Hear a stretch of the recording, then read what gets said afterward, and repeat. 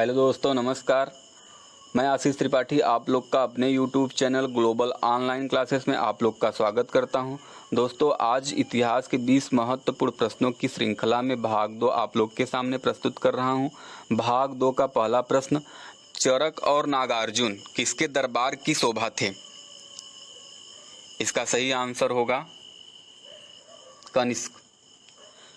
चरक जो थे ये कनिष्क के दरबार के प्रसिद्ध आयुर्वेदाचार्य थे। इनकी प्रसिद्ध पुस्तक चरक संहिता। और नागार्जुन जो थे ये चरक के दरबार के प्रसिद्ध दार्शनिक थे। इन्होंने शून्यवाद का जन्म दिया था। नेक्स्ट क्वेश्चन, टीपू सुल्तान ने अंग्रेजों के साथ युद्ध करते हुए कब वीरगति प्राप्त की? इसका सही आंसर होगा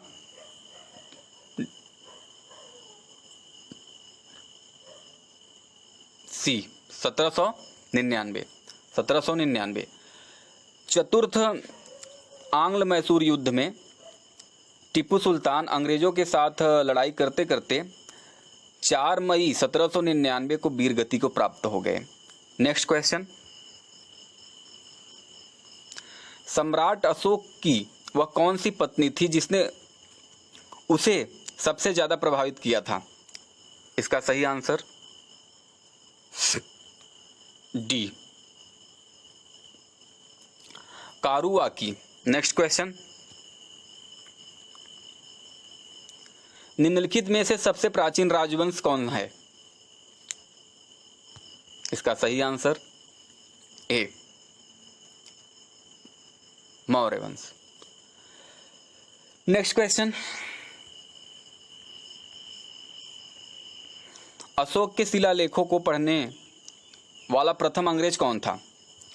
नेक्स्ट, इसका सही आंसर होगा James Prinsep. Next question, Srinagar की स्थापना किस शासक ने की थी? इसका सही आंसर अशोक। नेक्स्ट, निम्न में से किसने अपनी राजधानी मुर्शिदाबाद से मुंगेर स्थानांतरित की? सही answer D, Mir Qasim. Next,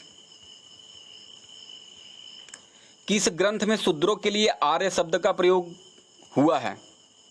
इसका सही आंसर ए, अर्थशास्त्र। नेक्स्ट क्वेश्चन, यज्ञ संबंधी विधि विधानों का पता चलता है? सही ऑप्शन डी, यजुर्वेद। यजुर्वेद में यज्ञ के नियमों एवं विधि विधानों का उल्लेख है। नेक्स्ट क्वेश्चन, वैदिक युग में प्रचलित लोकप्रिय शासन प्रणाली क्या थी? इसका सही ऑप्शन सी, गणतंत्र। नेक्स्ट क्वेश्चन, निम्न में से कौन सी भारतीय दर्शन की आरंभिक विचारधारा है? इसका सही आंसर ए, सांख्य। सांख्य दर्शन जो है वो भारतीय दर्शन की आरंभिक विचारधारा है, सबसे प्राचीन विचारधारा है। और सांख्य दर्शन के जो प्रवर्तक हैं महर्षि कपिल हैं, और वैशेषिक के जो हैं ये महर्षि कणाद हैं, और मीमांसा के जैमिनी, और योग के पतंजलि। नेक्स्ट क्वेश्चन,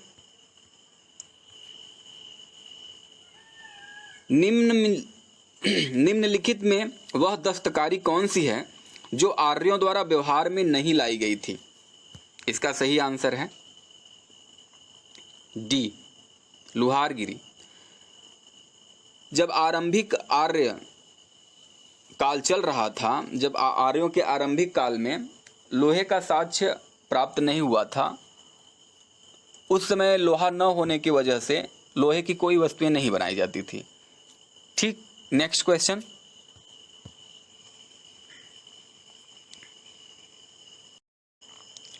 किस वेद में जादुई माया और वशीकरण का वर्णन है? इसका सही ऑप्शन है डी, अथर्ववेद। अथर्ववेद में ही जादू, टोटका, टोना, जादुई माया, इन सब का वर्णन मिलता है। नेक्स्ट क्वेश्चन, निम्नांकित में कौन प्रस्थान त्रयी में शामिल नहीं है? इसका सही ऑप्शन होगा बी, भगवत गीता। भगवत गीता जो है ये प्रस्थान त्रयी में शामिल नहीं है। बाकी भागवत, ब्रह्मसूत्र और उपनिषद ये तीनों जो हैं प्रस्थान त्रयी में शामिल हैं। भागवत को स्मृति कहा जाता है, उपनिषद को श्रुति कहा जाता है और ब्रह्मसूत्र को न्याय कहा जाता है। यानी भागवत जो है इसको स्मृति ग्रंथ के नाम से जाना जाता है, स्मृति ग्रंथ, और ब्रह्मसूत्र को न्याय ग्रंथ के नाम से जाना जाता है, और जो उपनिषद है इसे श्रुति ग्रंथ के नाम से जाना जाता है। नेक्स्ट क्वेश्चन, झेलम नदी के किनारे प्रसिद्ध बितिस्ता का युद्ध किन किन शासकों के बीच हुआ था?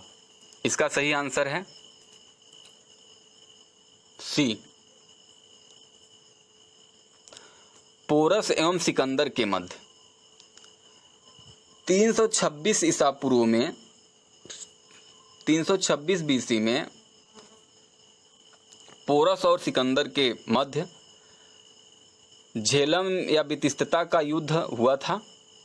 इस युद्ध का परिणाम जो है सिकंदर के पक्ष में गया था। नेक्स्ट क्वेश्चन, किस केंद्र शासित प्रदेश का अपना उच्च न्यायालय है? इसका सही answer A, Delhi. Next, Mahmud Ghaznavi का दरबारी इतिहासकार कौन था? इसका सही answer B, Utbi. Next question, आर्यों की सबसे प्रमुख नदी कौन सी थी? इसका सही आंसर सी, सिंधु नदी। नेक्स्ट, भारत पर आक्रमण करने वाला पहला विदेशी कौन था? इसका सही ऑप्शन ए, साइरस। नेक्स्ट, निम्नलिखित स्थानों में से किस स्थान पर महावीर का महानिर्वाण हुआ?